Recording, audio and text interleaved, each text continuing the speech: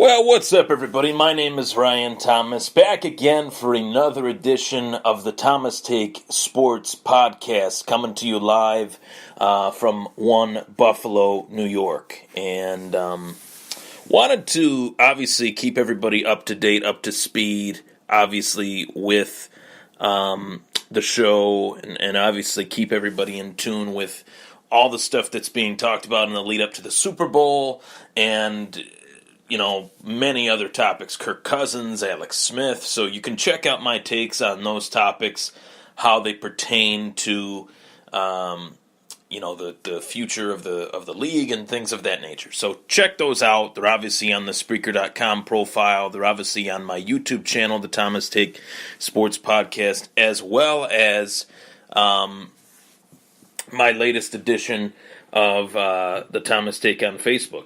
On the Facebook page, the Thomas Take Sports Podcast. So, wanted to hop on here today and talk about a topic that I really think deserves to be talked about.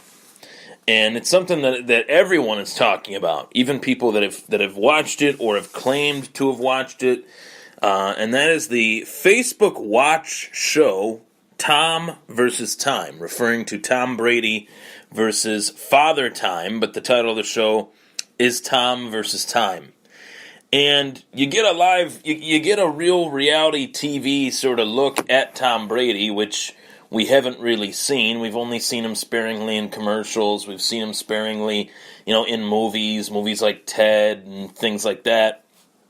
We've seen him in commercials and things like that, and we've also seen him in the public forum of a press conference, post-game reaction, things of that nature, or a pre-game press conference, in the lead up to the football to his football game. We've never seen him in this light, where we see him with his wife, Gisele Bündchen, with his son, with his daughter, and there's been so much talk about this show and how it pertains to Tom Brady and the way Tom Brady is portrayed. The main focus of the show is, in fact, the title. It is Tom versus Time. Tom Brady is challenging Father Time at age 40 in this year's Super Bowl, and he turns 41 in August. How many years left does Tom Brady have? He's playing at the top of his game. The Patriots are in back-to-back Super Bowls. The train keeps on rolling for Tom Brady. It doesn't look like it's slowing down anytime soon, which begs the question, will he retire on top, like Peyton Manning, like John Elway, or will he retire like most heavyweight boxers or most fighters do, with their face down, flat on the canvas?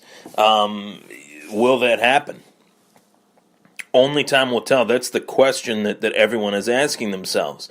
But for now, we get this live look at this show where we see Tom Brady with his family. We see Tom Brady apply pliability rather than weightlifting to his workout regimen. We see him eating right. We see his preparation before games and the lead up to a game. We see his workouts with his wide receivers over the offseason, with Julian Edelman, with Danny Amendola. We see some things dating back over 20 years ago in which Tom Brady is asked the question, what is the one thing that you would like to hone in your game, make better, or just kind of provide yourself with a focus area on what to focus on? And Tom Brady referred to his speed. And that was 23 years ago. And in the combine, he ran a 5.740. Fast forward 23 years later, he's running a 40 time on a football field, and it's around the same exact time. So in terms of the measurables, the scouting combine measurables, whether it's the 40-yard dash or the vertical or things that are measured at the scouting combine, Tom Brady physically has not improved in those areas, and yet he has improved mentally, in terms of his anticipation, in terms of his pocket awareness. He's provided a more shiftier game the last few years inside the pocket, used his feet to create some throwing lanes. I definitely think so. If you really go back and watch some of his tape from years prior, the first few years of his career, we see him not move in the pocket that much. Whereas now he actually is moving in the pocket, not necessarily saying that he's mobile by any stretch of the imagination. He is not mobile. But he's more fleet-footed in the pocket to create a throwing lane. And that is something that I think has been added to his game over the course of the last, few seasons. So it's a very interesting show. The way the show is edited and cut up, you go to episode 3, where it showed Julian Edelman walk into Tom Brady's house. He's asking Tom Brady, what time they're going to work out today. Tom Brady's being rubbed down by his massage therapist.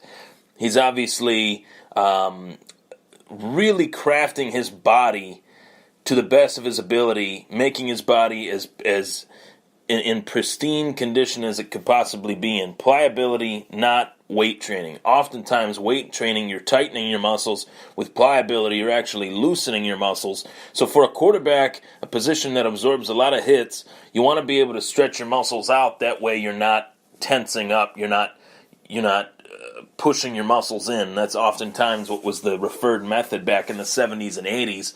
It was thought that weightlifting, powerlifting makes you stronger, makes you better.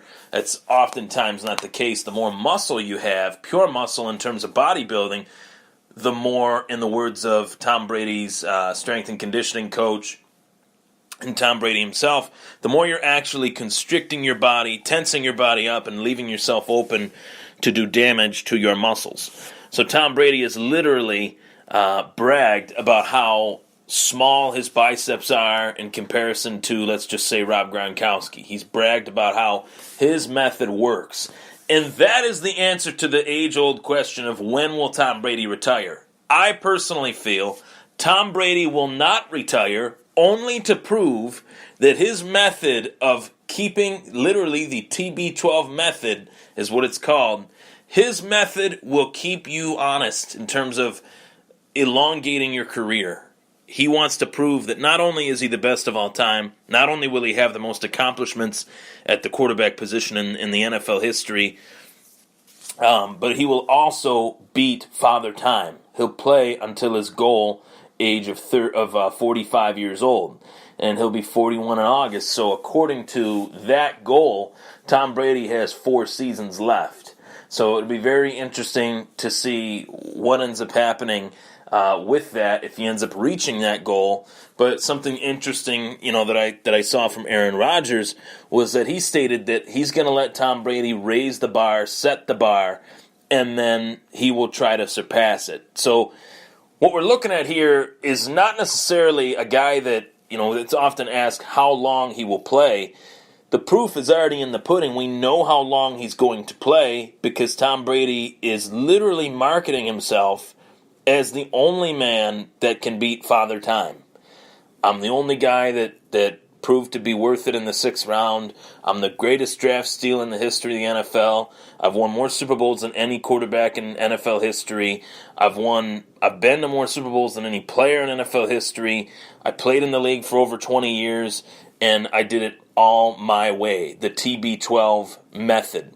That is the essence of this show. Now, there are times where I've thought to myself, Brady comes off a little bit arrogant in terms of the method and how he portrays it, how he tries to push it on people. It's almost, dare I say, cult-like, how he preaches how his method is the end-all, be-all, that you could play 35 years as a wide receiver. He's trying to get Julian Edelman to go down the same path as him. I don't necessarily feel that it would work for a guy like Julian Edelman. Certain positions need strength. Certain positions need pliability.